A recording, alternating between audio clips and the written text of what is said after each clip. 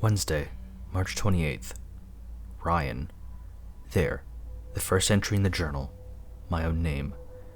The time is 11:45 a.m. precisely. I don't know why I bought this journal. Come to think of it, I don't know why I'm writing in it. Never kept a journal before. Not even those little diaries when I was a kid. I won't write about the dreams, not in detail. I'm not committing my nightmares to paper. Never. Enough of that. If anyone's interested, I was 26 last Monday. I didn't celebrate the birthday. Now what shall I say? Am I writing this in my nearest hand for myself or someone else? Eden, perhaps? No, not Eden. I love her. At least I think I do. But I wouldn't want her to know all my secrets. Am I penning this for myself?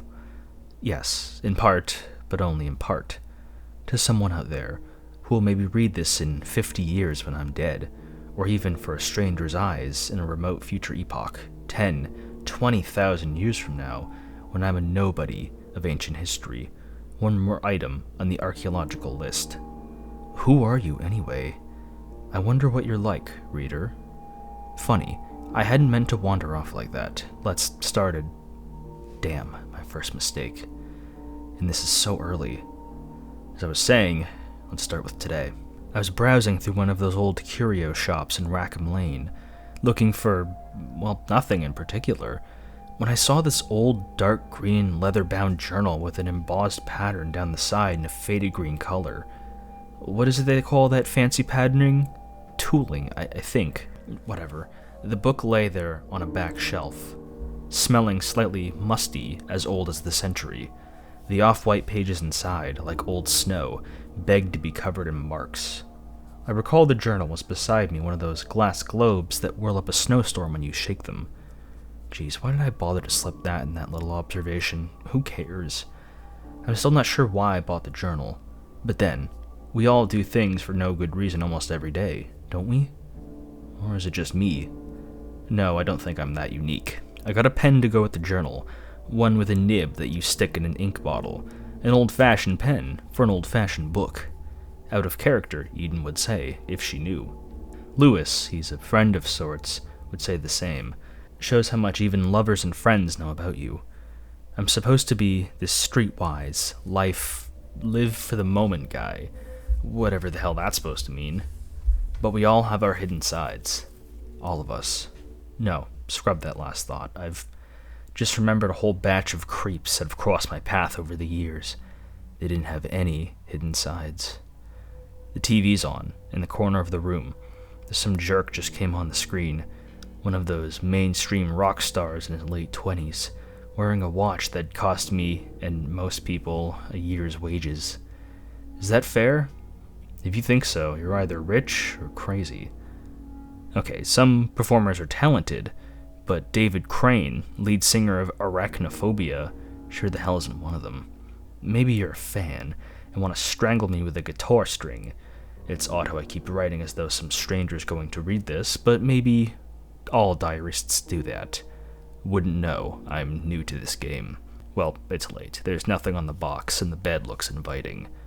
Last night, I dreamt I murdered a man. Strange things. Dreams. Thursday, March 29th. 8:30 in the morning, and all is well. Work's over for the day, and no, I won't talk about work. I'm glancing around my flat at the moment. It's scruffier than usual, considering Eden will be here in an hour. She's always trying to get me to tidy up. The bathroom isn't too much of a mess. I can see into it from my table near the window. The kitchen door is open too. The kitchen's pretty clean, by my standards. All I ever use is the microwave. Microwave man. As for the living room cum bedroom, it looks like half a dozen students lived in it. Stained walls, dusty almost wall-to-wall carpets. The carpet has a lot of decorations, screwed up socks and crumpled shirts and cigarette stubs that have somehow escaped the ashtrays. Uh-oh, I think I've just spotted a rubber under the bed. So that's where it got to. Be back in a moment. Here again. The flat's a lot tidier. Sorting through that rubber got me through the rest of the place. Eden is coming around. After all, got to show willing. Still looks like a dump, though. She won't be wildly impressed. I've never understood what she sees in me. She's definitely upmarket. You should see her apartment. Plush, and more plush. You can tell she's in a high-flyer job. Something to do with communications, consultancy, and PR. I don't ask. She's always going on telling me to get a proper job. Has no one told her there aren't that many jobs around? Serving booze in Sparky's bar isn't my cherished vacation either. That's it. I've said it. I'm a barman. And Sparky, my boss, is an overweight hairy slob. The type that walks around in a string vest. You know the kind? Yeah, sure you do. I've just looked out the window, down at the street. The window panes are grubby, and if you haven't already guessed, it's raining. And the street is smeared yellow with the lights of sodium lamps. There are a lot of figures in raincoats down there, going somewhere, or nowhere. I read once that most people live lives of quiet desperation. Could be true. God, this flat's empty without Eden. But she'll soon fill it with her perfume, her voice, her presence. She promised she'd stay tonight, and I can see her now on bed, pale and smooth and slow and easy, her black long hair and lazy on the pillow. When she's naked, she has the eyes of a child. Then in the morning, she dresses for work, and she's someone else. Sometimes I love Eden, sometimes I don't. But when she's not around, I always miss her. I reckon most people are like that. Well, I'm not writing any more today. Signing off, or whatever diarists are supposed to say. Me again. It's after midnight. Eden didn't come. She phoned, made her apologies, explaining about workloads and deadlines. I said I didn't mind. I'm a good liar when I want to be. 10 minutes later, Lewis turned up, scratching his needle scabs and asking if I wanted to do any drugs. Haven't touched that stuff in years, but he keeps on asking. Lewis for Eden.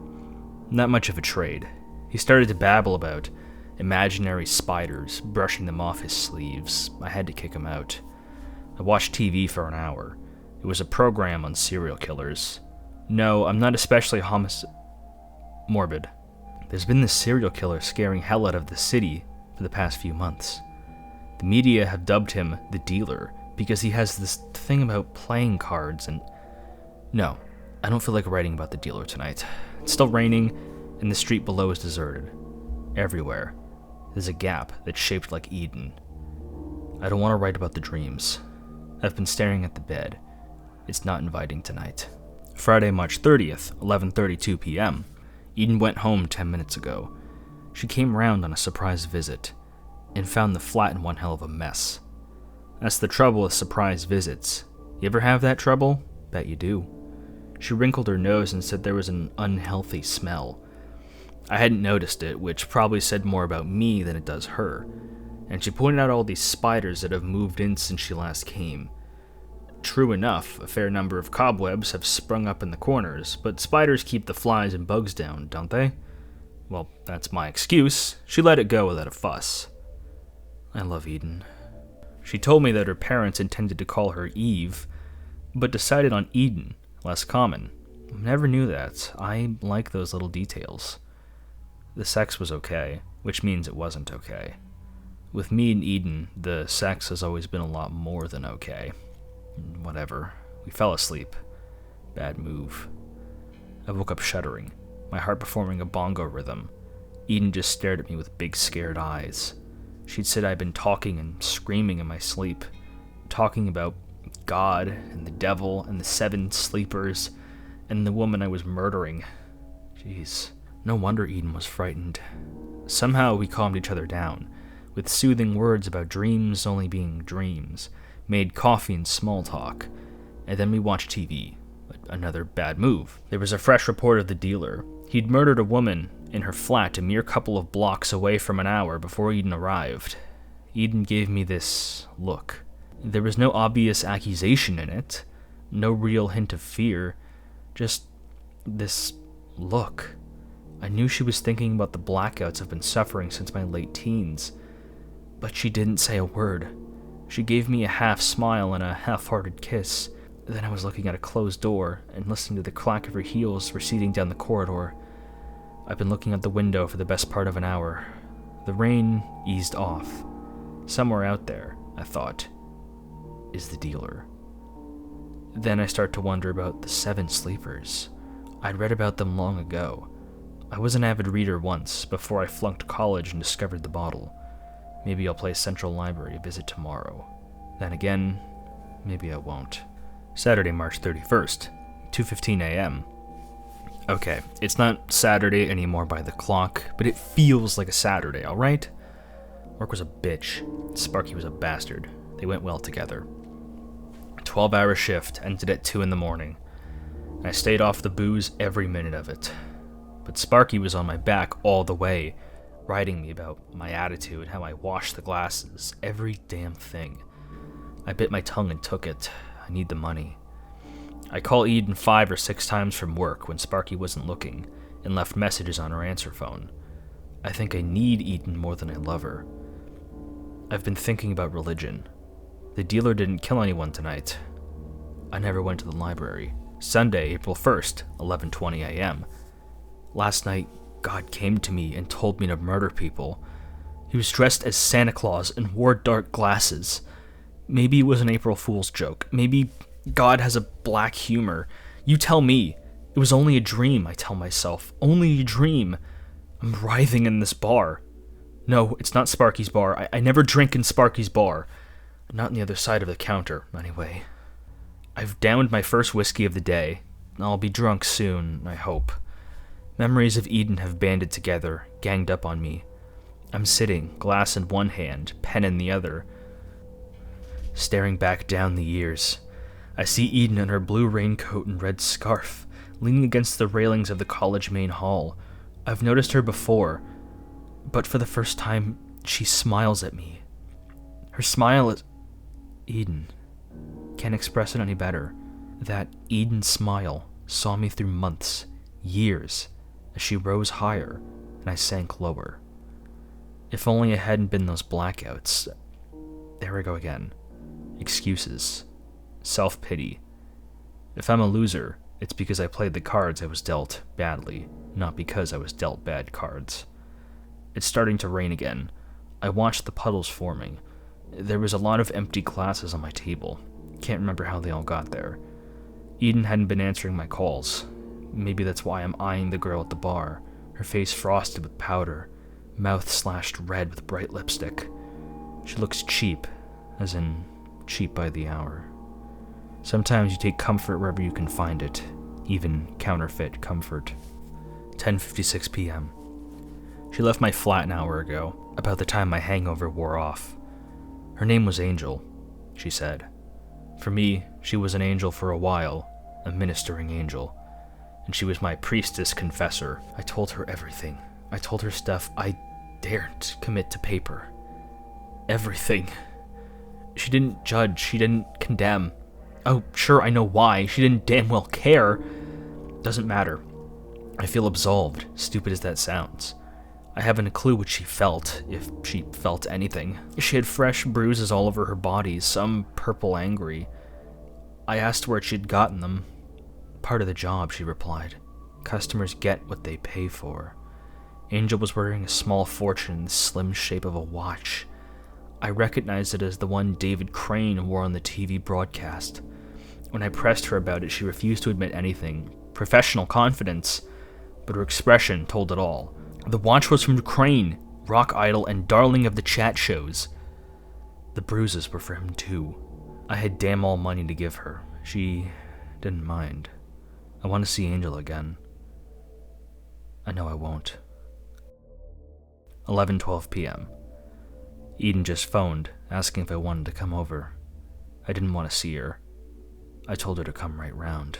Monday, April 12th, 11:23 p.m. Yesterday, when I had sex with Angel, I hardly thought about Eden.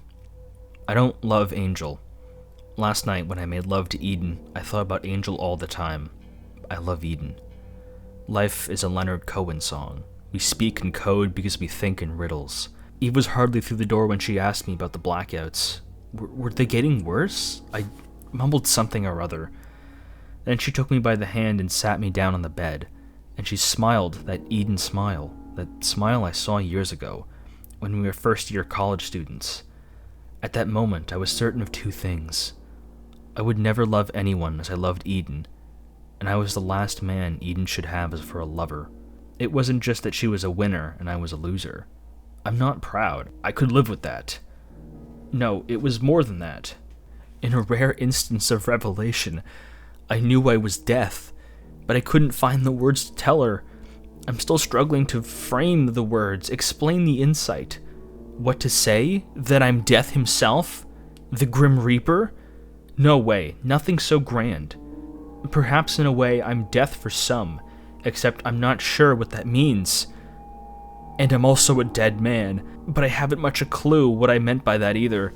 The revelation was just too damn big for words, let's leave it at that. After a while I started to follow what Eden was saying. She was talking like a love saint. She was telling me about faith. Not chapel and Bible faith, but human faith. Faith between lovers.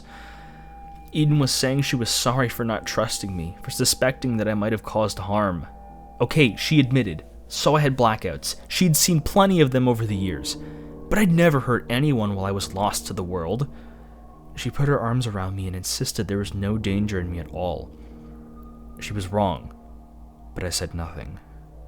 Somehow we ended up naked under the sheets. Maybe that sounds like a phony line, as I stuffed a lap dissolve in a movie. But that's almost how it seemed to me, a shift from scene to scene. A whole rabble of fears erupted inside my head. She's making love to death, I thought. My love will kill her. But what the hell was I supposed to do? Claim to have a headache? So I thought of Angel as I went through the actions with Eden. Somehow, Angel was immune. Death couldn't touch Angel. I know it sounds crazy, but sometimes deep in the night, we fell asleep. And of course, I dreamed my dreams. She shook me awake in the early morning, her face as pale as the dawn light. I'd been talking in my sleep, she'd said, screaming in my sleep, like I was in hell. She asked me who the Deliverer was. The name sent a chill through me, although I couldn't figure out why. After Eden left, I lay in the bed for a couple hours, counting the cracks on the ceiling. Then I heard Sympathy for the Devil on the CD player, and I got out of the flat fast. In case you're wondering why I was so spooked, I don't have any Rolling Stones CDs. I went to the library a couple of hours before work and took out 4 books on religion and mythology. Then I wandered around, looking for an old church, an empty church. Don't ask me why. Some obscure need, but who knows? I ended up in the mean area, above the Italian steps. Narrow, crooked alleyways, not a lot of sky. I passed a window painted black and entered a small square in the dry fountain.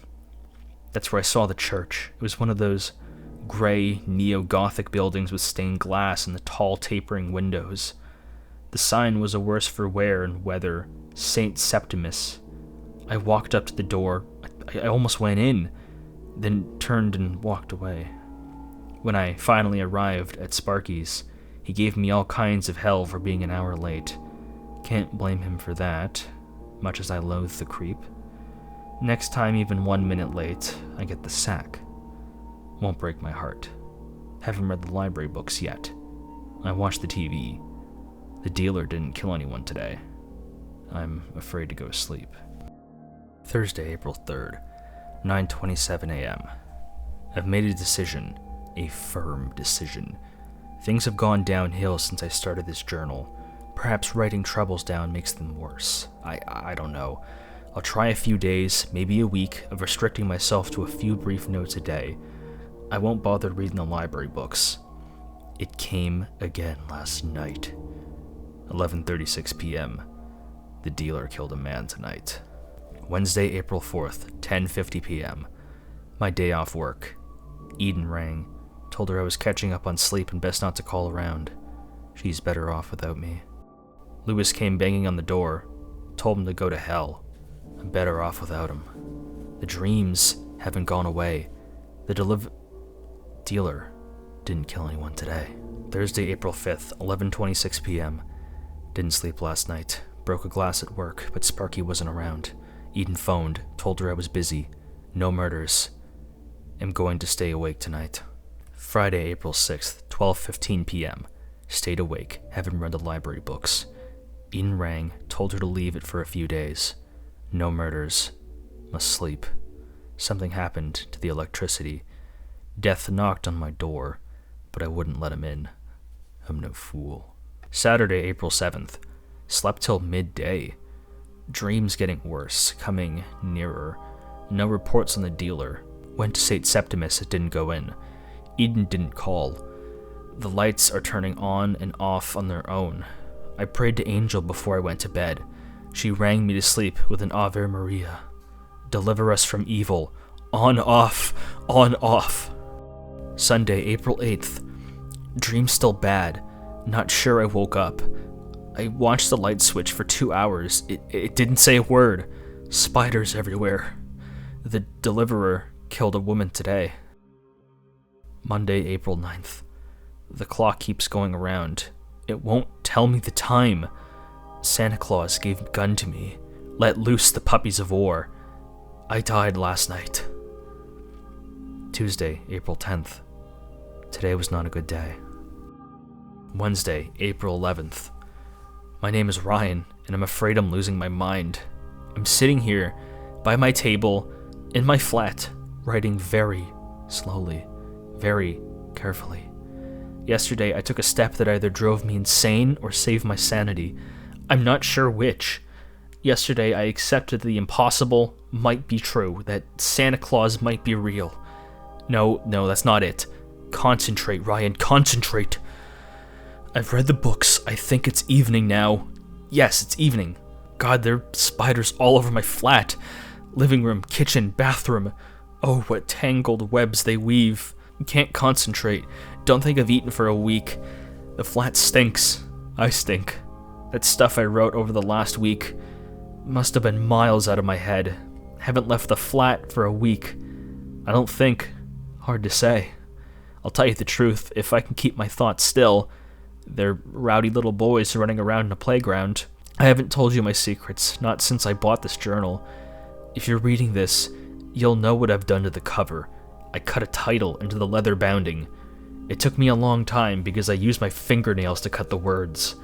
My nails bled a lot, and that's why there are stains on the leather. Blood and skin. I cut out the title, Diary of a Madman. Then I thought, about an hour ago, what if I'm not mad? What if the dreams are true? So I dug my nails in again and sliced brackets around mad, then carved a question mark. My nails are a bit of a mess, so that's the story of the title.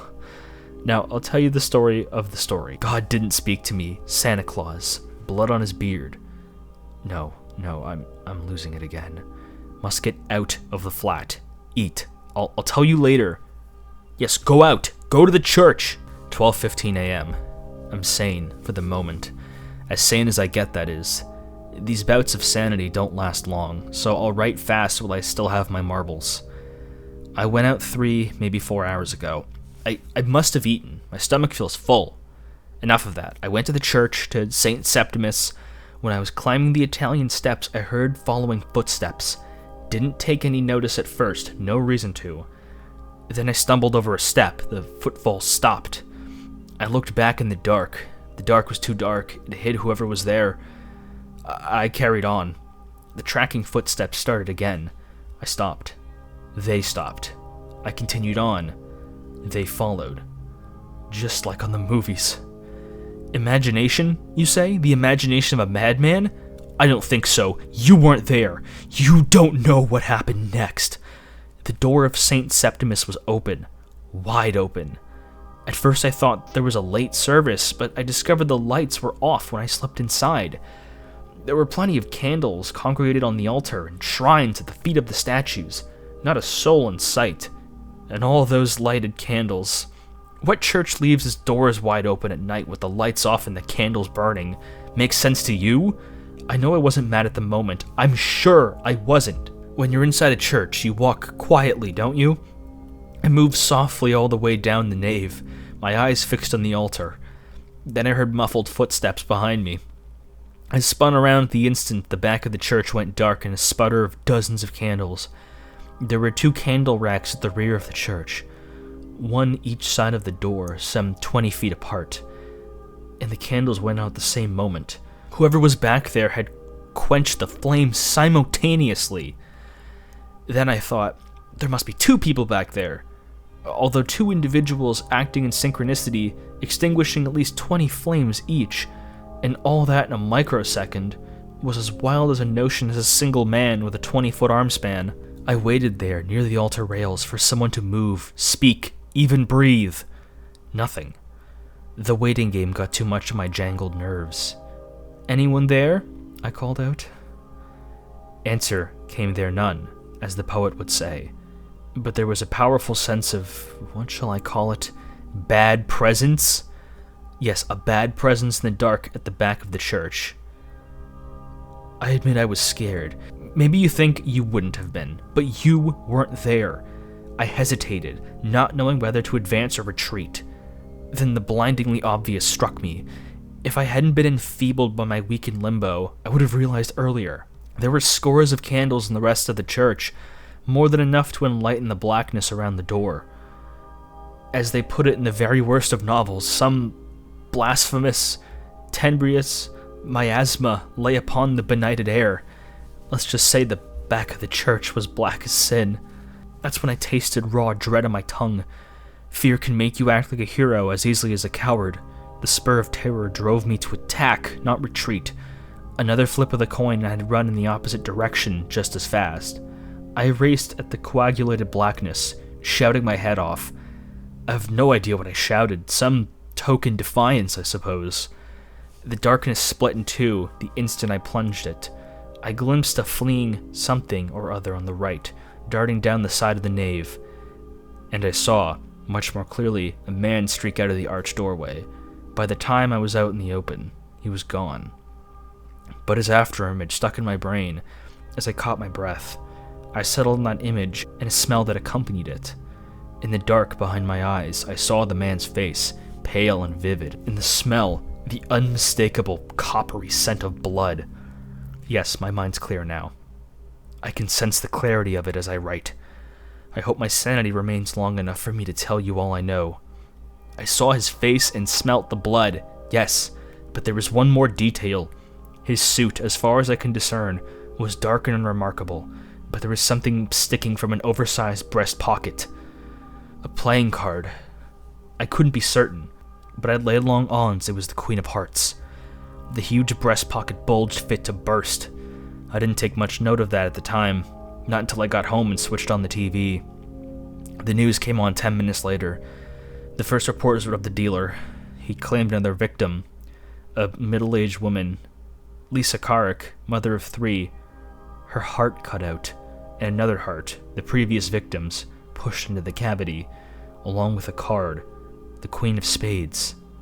The woman was black, the dealer's special brand of humor. Site of the murder, the Italian Steps district. That's when I remembered the big breast pocket, big enough for the roomiest of hearts. And as for the card, the Queen of Hearts was for his next victim. A woman who deals in love, perhaps? Angel? No, it could be any number of women. I waited almost an hour, then a fresh report came in. Another victim on the city's east side, Julia Riviello, her heart replaced by Lisa Carrick's, with the Queen of Hearts as the dealer's calling card. I waited for almost an hour, then a fresh report came in. Mixed with the revulsion and sympathy was a small amount of relief. Relief that I wasn't the dealer. With my mounting insanity, my blackouts, my lost days, I had begun to fear that a Mr. Hyde had been loosed in me. Didn't you wonder that? If only for a moment. But I had another cause for relief. The voices of my dreams had been validated. They'd told me to kill this bastard. Oh yeah, I'd seen him before, in dreams, in terrible dreams. Sometimes I killed him, sometimes he killed me. But whenever we met, in dreams, there was death. Well, dealer, I'll show you a new pack of cards. The Tarot pack. The trump card is death, and death's also the name of the game. There's coincidence and coincidence, and tonight's streak of dark flukes was too much to put down on happenstance. Something had guided me to St. Septimus. I know that psychotic murderers hear voices in their heads, commands from their dreams, ordering them to kill for God or the devil. That's what terrified me these past few weeks. But this was different. This was like being asked to kill Hitler. God, I'm tired. I need my strength back. tonight I won't be afraid to sleep. Tomorrow, where shall I start out on the hunt? St. Septimus? Yes, St. Septimus. Thursday, April 12th, 11:05 p.m. 11 o'clock and all's not well. I've just read what I wrote last night. What confident words. Today I'm not so sure, although I've managed to keep my grip on reality. I went to St. Septimus, but I was hunted by a number, every step I took. The number 7. No, I'm not superstitious. It's something from the dream. The killing dream. I think I'm being asked to kill, execute, more than the dealer. Those library books, when I finally read them, stirred up some sludge in my mind, murky images of a dream. I saw the 7 deadly sins in human form, wearing masks. As for the 7 sleepers of Ephesus, the legendary Christian martyrs hidden in a cave, lying in suspended animation, biding their time for their return, I'm not so sure. Could mean anything. Could mean nothing. Maybe it's the number that matters, 7. It's one of those sacred numbers after all. 7 days in the week, 7 seas, 7 deadly sins, 7 brides for 7 brothers? Right. Real funny. St. Septimus was empty by day as by night. I sat in the front pew for an hour, then scoured the church for clues, coming up with nada. Looking for the priest, I tried the doors to the sacristy, but it was locked. That's when I really started to wonder about the pastor of St. Septimus. Why was his church left unsupervised? I felt like I was being watched in that quiet church. Sure, that's the oldest feeling in the book, usually unfounded. Whatever, I had strong sensations that something or someone was watching me. To tell the truth, I suspected that even the statues were watching me. Such grotesque statues, too. A blind archangel with broken wings. A saint with a halved skull sprouting out of his collar. A cherubim with 2 heads. As for the stained glass windows, it took me some time to work out the bewildering displays. Chaotic at first. Then I grasped the underlying motif in each window. Heaven and hell. Fair enough, you might think. Except heaven was in the lower half of each window and hell was in the upper. Hell looked down on heaven. Demons lorded it over saints. God and the Church of St. Septimus were obviously not in the best of terms, but all this grotesquerie didn't point me to the way of the dealer.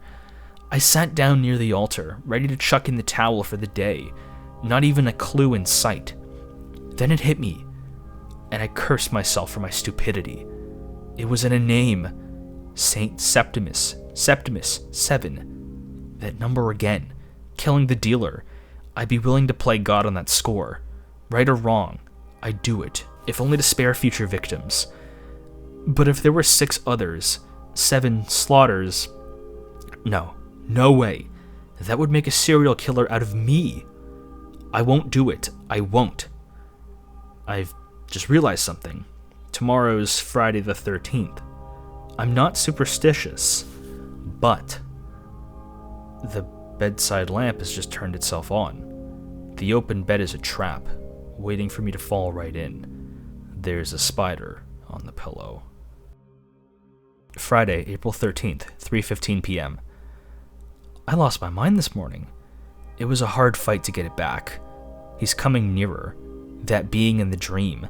That one I thought was Santa Claus when my wits were in bedlam. He had a red robe, a hooded red robe, and that's about all he has in common with Father Christmas. I don't think this guy is bringing me any presents. There's a remorseless quality about him. Stern. Inhuman. Maybe he's the devil after all. His voice was remote, like a monastic ball from a coastal island. He said that he was coming for me tonight. I distinguished 2 more words. Arachne... Deliverer. I'm glancing at the spiders in my room, the festoons of cobwebs. I think I can guess what Arachne signifies. As for the identity of the deliverer, something inside tells me to simply look in a mirror. The light bulb keeps flickering on and on. At this rate, I'll be strobing before midnight. The microwave has just turned itself on. I think I know who's behind the electrical anomalies. Me, Microwave Man. I'm changing. I can feel it. but I can't tell whether I'm going to go mad or do a butterfly from a chrysalis number. Hell, I haven't even crossed out a single word in pages. Surely that means I'm not losing my wits. No, on second thought, it doesn't mean a thing. I'm afraid. I'm growing, metamorphosizing into God knows what, or I'm becoming a complete madman. Either way, I'm afraid. A spider has spun a web over my pillow. 11:50 p.m. I'm still looking at the web on my pillow. I think I'm beginning to understand the pattern. We speak in code because we think in riddles. Arachne. In Greek mythology, a maiden transformed into a spider. Arachne, spinner of webs. Webs, dreams, the seven. It's swirling around in my skull. I read an ancient Gnostic gospel a short while back, the Gospel of Truth. There's a passage in it that's known as the Nightmare Parable. I found a lot of unnerving echoes in it. Here, I'll write part of it down. They lived as if they were sunk in sleep and pound themselves in disturbing dreams. Either there is a place to which they are fleeing, or they are striking blows or receiving blows themselves, or they have fallen from high places. Sometimes people seem to be murdering them, though as if no one was even pursuing them, or if they themselves are killing their neighbors, for they have been stained with their blood. The writer of that gospel viewed human life as a sleep of ignorance, and ignorance the source of evil. So, should I listen to dreams? God, the panic's coming back. I'm going crazy, or inhumanely sane. God help me. Either way. Sleep. Sleep's dragging me down. Angel. Eden. Help me. Don't let midnight strike. I renounce everything. I'll burn my books. Eden. I'm falling. Falling. Sleep. Dream. Web. Saturday, April 14th. My name is Ryan. I am the deliverer. I am the executioner. Hunter of the Seven. It's like killing Hitler. Things to remember. Door code 5106. Garbage on Wednesdays. Eden's birthday is on 17th February. The network passcode. Black Dragon.